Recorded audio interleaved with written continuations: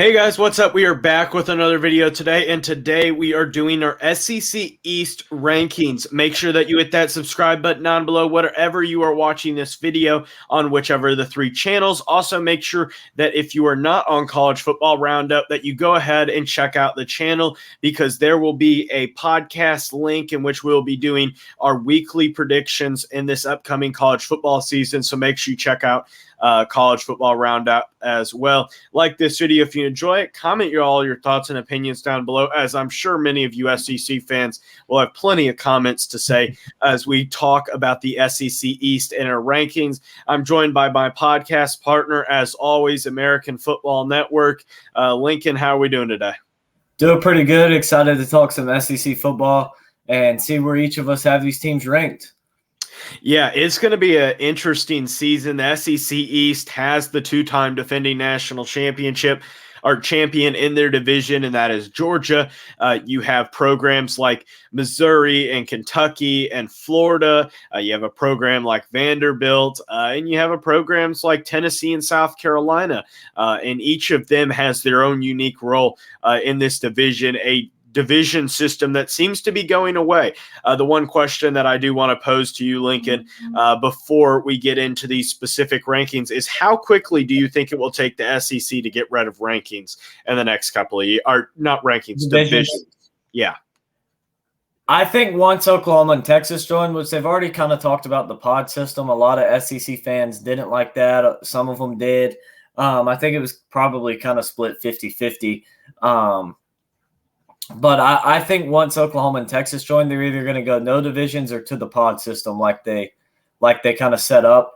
I think they may make some adjustments to the teams in those pods, because some teams, there'd be like one elite team in a pod with two teams that have never been good in their entire history. And then you have divisions like Alabama's, and it's Alabama, Auburn, and Tennessee all in a pod together. So they're guaranteed to play each other every season. And so I think they kind of need to balance it out a little bit more. I understand keeping rivalries together, but you can keep the rivalries together. And I also don't understand in some ways why people complain. What does it matter for Alabama fans that they're in a pod with Auburn and Tennessee? They play them every year anyways. So it's not like it's really changing anything. Mm-hmm. Oh, yeah. In my opinion. Yeah. I would say this. I did see kind of a two rivalry system where it's not as much of a pod as much it is a protected rivalry games. Like for Auburn, you would get stuck with Alabama and Georgia, and I would understand complaining about that, because, well, that would suck. But then you would have rivalries. But at the same time, you play them every year anyway, so it's not any different than it is right now. That is true. Yeah, but then like with Vanderbilt, who's your number two team if you're Vanderbilt? Because you have Tennessee, sure, and Missouri, who is your number two team? You have Arkansas. There's a lot of interesting. I think with Missouri, they would probably put Oklahoma or Texas in there, considering Missouri was from the Big 12 originally. So they'd probably throw one of those teams in there. Well, it'd probably have to be Oklahoma, because I would think so. Because if you're Texas, you're going to have Oklahoma and Arkansas, in my opinion, because that's generally because all three of those teams were in the Southwestern Conference previously. But then you also have the talk, well, where does A&M go? Correct, yeah. Because you would think A&M would be with Texas and Arkansas. Correct, yeah. And Arkansas's two opponents would, I would think, but then you also, if you're Arkansas, you have the boot with LSU. Like there are so many different. There's a lot of components, there's so many big games that are gonna there's so many big time rivalries and historic rivalries, not necessarily to the nation, but to some of those individual teams, like we talked about with Missouri. You're not going to make everybody happy, but I think going with the protected rivalries is the best way to make the majority happy. Just because. With the way it's going to go, I think that's the best way to do it to make everybody, happy. Oh yeah, definitely. Now let's get into our top 7 here, or well, really the only 7, but point still stands. Number 7. Who do you have at number 7, Lincoln? So at number 7, I have the Florida Gators. They bring in a new quarterback in Graham Mertz. They weren't a very good team last year. Went 6-7, 3-5 in the SEC, only beating at Texas A&M on the road, South Carolina at home, and they beat Missouri. All of those games were pretty close.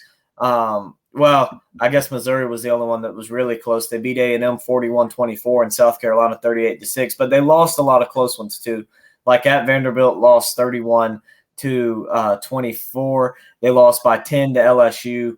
Lost to Tennessee by 5. So I think it's going to be an interesting season for them and Billy Napier in his second year. But we'll see how it goes. They only return 3 starters offensively and 4 defensively, so they also lose a bunch of key pieces from last year's team. And we'll see. To me, it all comes down to Graham Mertz. And was Wisconsin holding him back, or does Graham Mertz just stink? And I think I lean more. I think Wisconsin held him back a little bit, but I think for the most part, Graham Mertz just is overrated, or was overrated, I guess I should say. Yeah. And so I see Florida finishing last in this division. Yeah, and at number 7 for me is the Kentucky Wildcats, and I will get to Florida, and we can have a debate about that in a second here when I get to Florida on my rankings. But the reason why I have Kentucky at 7 is, I don't know where else to put them. I think Missouri is a little bit better than Kentucky. I think that they have some better, I just like what they're returning a little bit more at wide receiver with Luther Burden and with quarterback. I generally like their quarterback situation more, even though I think Devin Leary isn't bad. Is he going to work under Mark Stoops? And even though Kentucky is not a bad program and consistently finds ways to win, I just can't put them any higher than this, partly because of who I have ahead of them, and I'll explain my reasoning in a second. But Kentucky just simply comes down to the fact that with Mark Stoops, you're looking at a team that I just don't know what you have that's better than anybody else. Quarterback, maybe you're better than Vanderbilt, maybe you're better than Missouri, maybe you're better than Florida, but and then you go to fine running back. I don't think that you have better running backs than any of those teams. Definitely not Tennessee or Georgia or South Carolina. I just don't see where you're better at is my problem. Yeah, and I understand that. For me personally, I like Devin Leary a lot better than some of these other guys. As I did my SEC QB rankings, I think I had him at 4 or 5, maybe 6. I like him a lot better than some of these other guys, and I don't really like I guess I'll just go ahead before I start talking about them, but I have Missouri at number 6. That's my number 6 team. To me, their quarterback position's okay. They have Jake Garcia and Brady Cook. Neither one of those guys are really, in my opinion, anywhere remotely close to Devin Leary talent-wise. Again, you have, the conversation, how does Devin Leary fit in with Mark Stoops in that offense? I think he'll fit in quite well, but I'll get to Kentucky later when I get to them. But I have Missouri here. I do like Luther Brown at receiver.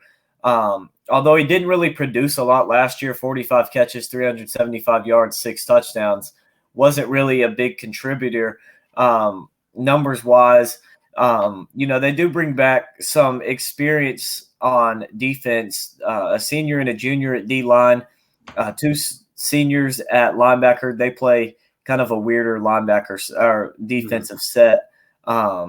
Not as weird as Arkansas for the SEC. Yeah, at least. Not as weird as Arkansas, but they play 4 D linemen, 2 linebackers, and then 5 defensive backs. But at defensive back, they return 2 juniors, 2 seniors as well, and have a sophomore filling in at nickel. So Missouri, yes, they have experience, but experience only matters if talent matches it, and I just don't see that with Missouri. I think that Missouri can go 6-6 and get to a bowl game again, like they did last year. But I just think that out of these teams, I think they're probably the worst other than Florida, in my opinion. And I think Florida and Missouri are kind of pick one, in that who's going to finish last, who's going to finish 6th, in my opinion. I think they're pretty similar teams. Mm-hmm. And so I'll say this.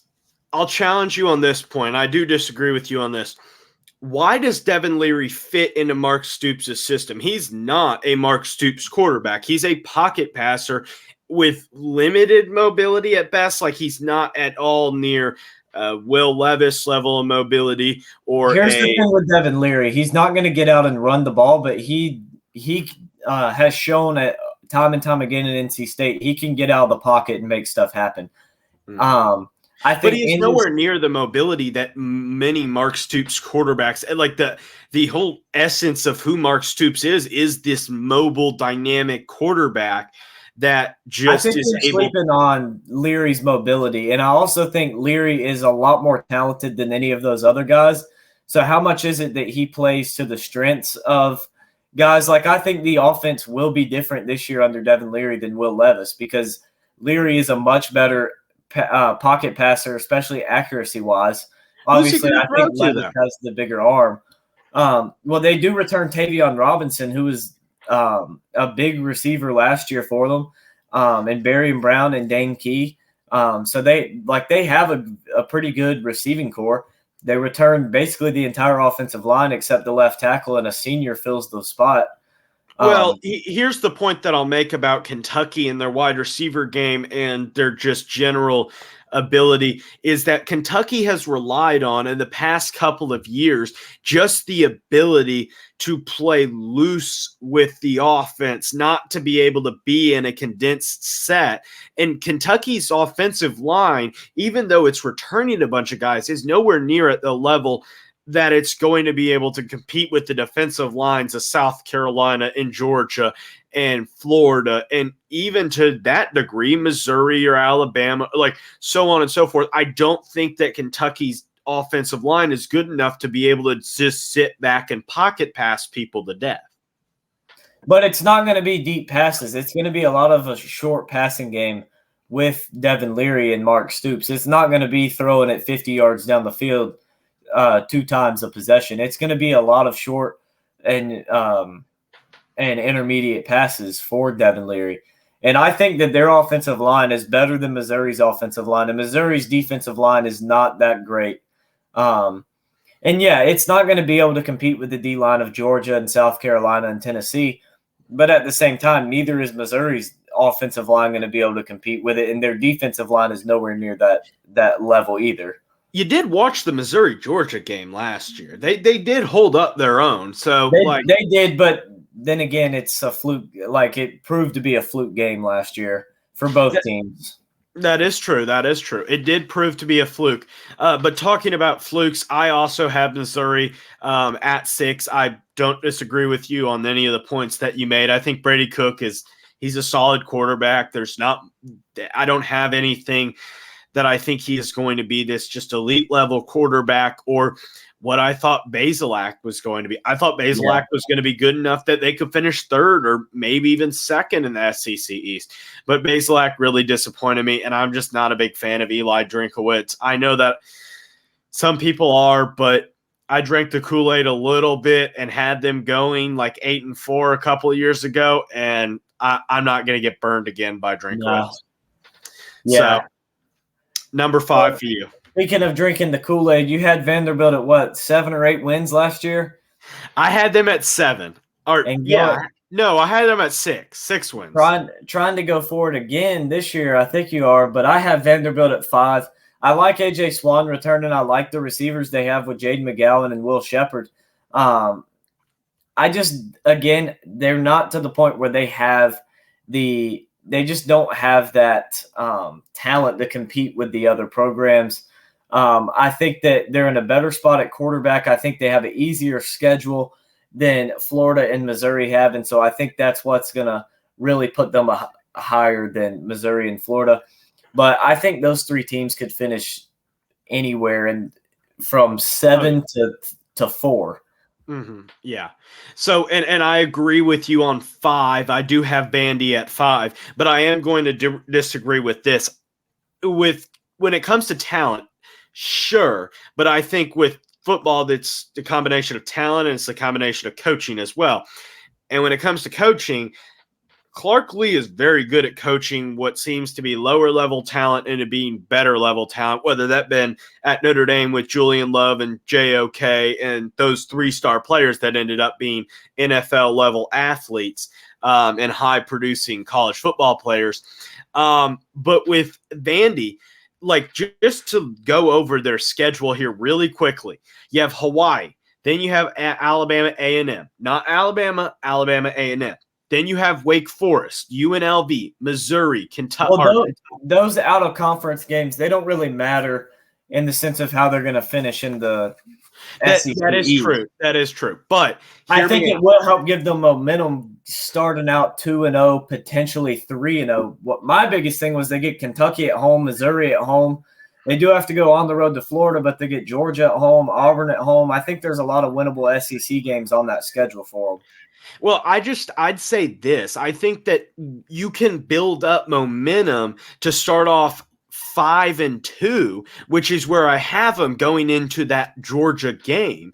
And you could even start out arguably 6-1. Like, it is not outside of the realm of possibility that Vanderbilt is bowl eligible by week 7. That are week 8, because that would be with the bye week. Like, that's not out of the realm, because Florida, they're a beatable opponent. Missouri, a beatable opponent. A Kentucky team, a beatable opponent. And 2 of those 3 games are at home, and 2 of those 3 teams you beat last year. You beat Florida last year. You beat Kentucky last year. And Missouri, you lost to them last year, but by no means do I think that it's indicative of a loss this year.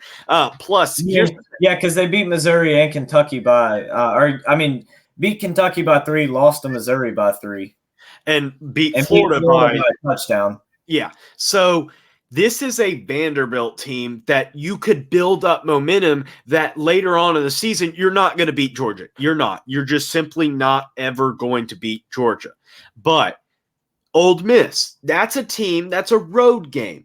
That's a possible win if you're really dialed in. And I think it's possible that Ole Miss is not as good as people think they could be this. I think Ole Miss could be a 5 or 6 win team this year if they're not careful, just because you don't have the same dynamic playmakers that you lost with Jonathan Mingo. You don't have a solidified quarterback after a loss of what's his face? Corral. And I know that you didn't have him last year either, but the point stands. And this is just a not team. Really, it doesn't really stand though, because they were great at quarter. Like they had Jackson Dart played really good under Ole Miss, and the guy they get in for a transfer played really good last year too, and Spencer Sanders. So I think both. Well, really good is relative in my opinion, and the fact that Dart didn't prove to be like this can win a game for you quarterback, if you know what I mean. Like, I don't think Vanderbilt hasn't proven as a team to really go and do that either. No, but this is a Vanderbilt team that won 5 games for the first time in I don't even know how long, like 6-7 years, right? Something like that. So, like, this is a Vanderbilt team that there's no way they should have beaten Florida. There's no way they should have beaten a ranked Kentucky team. I think Vanderbilt, and it's a similar spot to where Arkansas was a couple of years ago. You had a crappy head coach. Now you bring in a solid one that is identified with the culture and Clark Lee the same way that Sam Pittman is with Arkansas. And get this, by no means am I saying that Vanderbilt is going to win 8 or 9 games on a consistent basis like Arkansas has the past couple of years. But I do think that they could maybe win 6. I don't think that's a good comparison. I get what you're trying to do with the coaches, but Vanderbilt is completely different from Arkansas, especially in recruiting and the guys you can get to go to Arkansas compared to the guys you can get to go to Vanderbilt. Well, I know, but this year, Vanderbilt actually does have a chance to bring in a returning quarterback that may be the best quarterback that they've had since, I don't know, since who was after Jake Cutler that was really good? Was it Jordan Rodgers? Was that his name? That sounds right. Yeah, I think it was Jordan Rodgers. Whoever it was, I'm trying to think of whatever his name was. Now, I think it was Jordan. I thought Jordan Rodgers was after or before Rodgers or before Cutler. Oh, man. I can't remember.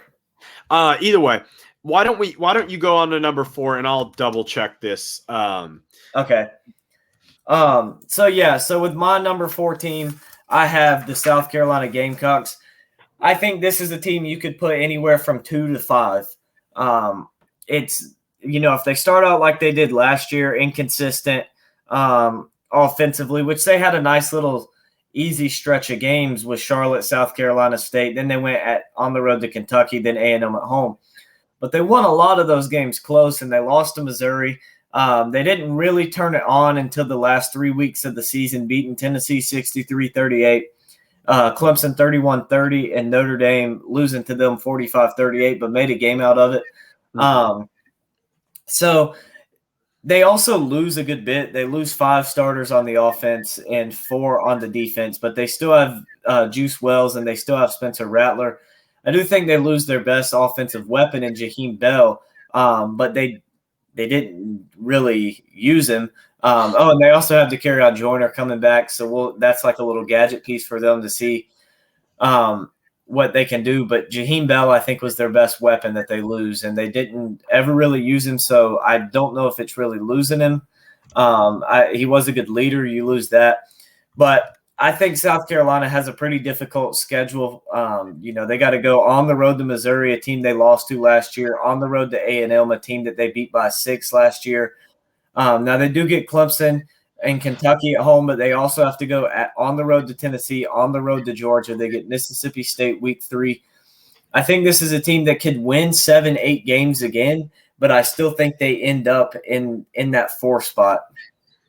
Yeah. So with Kyle Shermer. Yeah. Is how you That's right. I think it's That's pronounced. right. He had 8,900 yards, 64 career touchdowns. He was that quarterback. At number 4, I have Florida. I'm a lot higher on Florida personally, partly because I like Napier, both on a coaching level. I think he's a good coach, and on a level that the university of where I'm going at, their head football coach is friends with Billy Napier. So I'm gonna have Napier a little bit higher, partly because I do think Napier is a good head coach, but this is a tough situation. And the other thing is, any of these final, like 4 through 7, they can finish in any order. Yeah. I don't think that there is a specific order that they'll finish in. And I think that it is just kind of a free-for-all almost in that kind of spot. So I do like kind of where Florida's at and where they could be, but it's going to be a difficult road ahead. Yeah, for me, I think my team 3 through team 7 could all finish anywhere. And my 3rd team is Kentucky. I think they're going to win 8 or 9 games. Despite what you think about the system and Devin Leary and all these other things, we've seen Stoops bring in transfer quarterbacks like Will Levis, and he just consistently wins 7-8 games a year. He just does.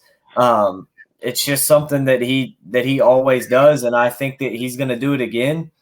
And they get a bunch of favorable matchups at home. They do have to go on the road to Vanderbilt, but they get Florida at home, Missouri at home, Tennessee at home. They even get Alabama at home.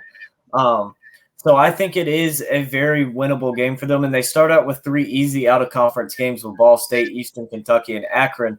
So they have plenty of time to kind of work out the kinks in the offense with the new system, or not the new system, the new quarterback in the new system.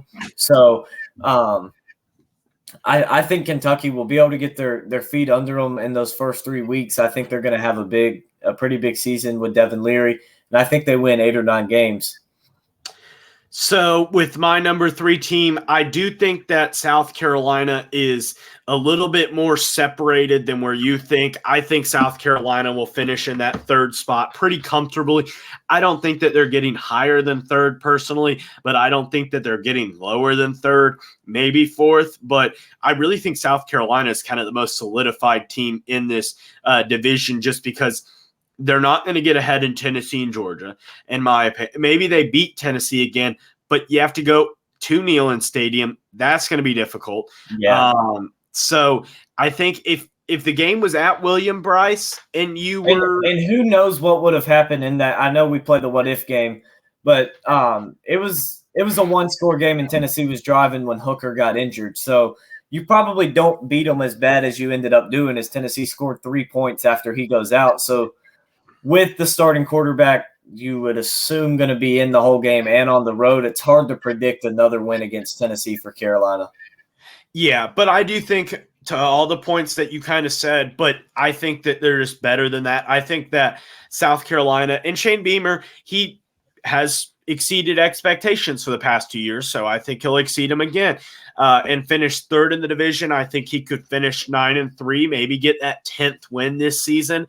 And I think it was a tough draw to get a Notre Dame team, and Notre Dame did have a lot of flaws, and that was part of the reason why they almost lost to South Carolina, is because, well, they lost their quarterback to the transfer portal right before the game, and they had to have a starter that hadn't played since week 2 throw 2 pick sixes. And the dude accounted for 17 touchdowns in that game. Probably he accounted for basically all the touchdowns in that game for both South Carolina and Notre Dame. Love Tyler Buckner. Good luck at Alabama, but I do love that our backup quarterback is going to Alabama, our backup running back is going to LSU, and our 4th-string wide receiver is going to Ohio State. So just had to point that out for the fun of it. But South Carolina, I think that they're a good team, but you're not going to beat Tennessee and Neyland, and you're not going to beat Georgia either way, because you just don't have the bodies. Until you prove to me that you have the bodies. You could honestly play Georgia 12 versus 11 and still lose. Yeah. Mm-hmm. Because you just don't have the bodies up front. So go ahead with your second team. But yeah, so at number 2, I have Tennessee. I think Joe Milton is going to have a big year. He's obviously developed a lot under Heupel. Dude was awful at Michigan and was awful the first year when I think he started 3 games with Tennessee. No, 2 games, because he started the Pitt game and he started the game before, but then the 3rd game was when he got pulled. That's right. I think he started that 3rd game but didn't even make it to halftime. And I really think if Hooker played that Pitt game, Tennessee would win that game. And Tennessee probably would have. If Tennessee won the Pitt game that year, they might have made the playoff. Yeah. And so, because that was the year Pitt went on. That was the year Pitt was ACC champions. Correct. It was top 10 in the country. And so I think Milton's going to have a big year. They return. Obviously, they lose their 2 best receivers in Tillman and Hyatt. But they return a lot offensively, a lot of firepower. And with Joe Milton, a quarterback like Milton, you don't need, elite wide receivers. He can make those above average and really good receivers. He can make them elite with his arm and his abilities. And so I like Milton a lot. And I think Tennessee's going to have a big year. And they don't really have to go on the road for a lot of games. They go at Alabama, at Kentucky, at Missouri, at Florida. But other than that, they get Georgia at home. They get a big game that nobody's talking about is week 4. They do play UTSA. If Tennessee goes into that game kind of how Georgia went into the game against Missouri last year, that could be a potential close game. But but getting that game at home is pretty big. And so I think Virginia has a pretty good schedule, and I think they're a very talented team, and Heupel's a good offensive coach. The question for me is, can they win that big game against Georgia? Obviously, they beat Bama, but can they beat Georgia? Yeah, and like you said, Joe Milton is a solid quarterback, looked fantastic against Clemson in that bowl game. Just don't ask him to throw the 2-yard curl route or slant route over the middle, or he'll throw it 100 miles an hour and just miss the more accurate. He's more accurate throwing it 80 yards down the field than 5 yards in front of him. If you told him to step foot in the ocean in Myrtle Beach and throw the ball into the ocean, he would somehow put that ball in Spain before he ever put it in the Atlantic Ocean. Yeah. So, but with number 2, really what it comes down to is this: home field advantage. Who has the home field advantage in this rivalry this year? And that would come down to Tennessee has the home field advantage. And I think in a rivalry like this, home field advantage matters a considerable amount. And even though I don't think Joe Milton is as good as Hendon Hooker, and you lost both Hyatt and Tillman, and you lost some of your defensive pieces, I think that Tennessee may be the better team this year, and Georgia has a lot to replace. So I'm going to go Georgia at number 2. Even though if you watch my videos, you may see that this is a little hypocritical, but we're going to leave it. I have Georgia at number 2. Yeah, so number 1 for me, I have Georgia. They don't have really any playmakers on the offensive side of the ball outside of Brock Bowers, at least talent-wise. But Georgia always finds a way to just make something out of those underrated players that don't have a lot of talent but a whole lot of heart. And that's what I see in guys like Ladd McConkey. And we saw that last year in the playoff. Dude was huge for them over towards the end of the season. I think Georgia's poised for another big year. Don't know if this is a national championship team, but in my opinion, it is another playoff team with that big defense and a very good offense. But it really comes down to Carson Beck and Brock Vandegrift, whoever gets to start at quarterback. And how do they perform? Because neither one of those guys have proven anything. They're not the most talented guys. They're obviously more talented out of high school than Stetson Bennett was. But, what did they play like? How did they play? Because I think that's the biggest thing for Georgia. Yeah. Oh, definitely. And at number 1, I have Tennessee. I think, and I just said it, I think home field advantage has a lot to do with this. I think it is a big deal that you have home field advantage in an environment like this. And it's going to be a tough division. This is a real toss-up a division, and I think that is going to be really difficult. Whoever wins this division and whoever kind of becomes the winner of this and represents the East in Atlanta. I about said Athens. But that's going to wrap up today's video. Make sure you hit that subscribe button down below wherever you're watching. Links to all of our channels, including Sorgy Stories and all of that stuff, and Scotty B will all be in the descriptions. Check those out as well. But that's going to wrap it up for today's video. Make sure that you hit that subscribe button. Otherwise, have a good day.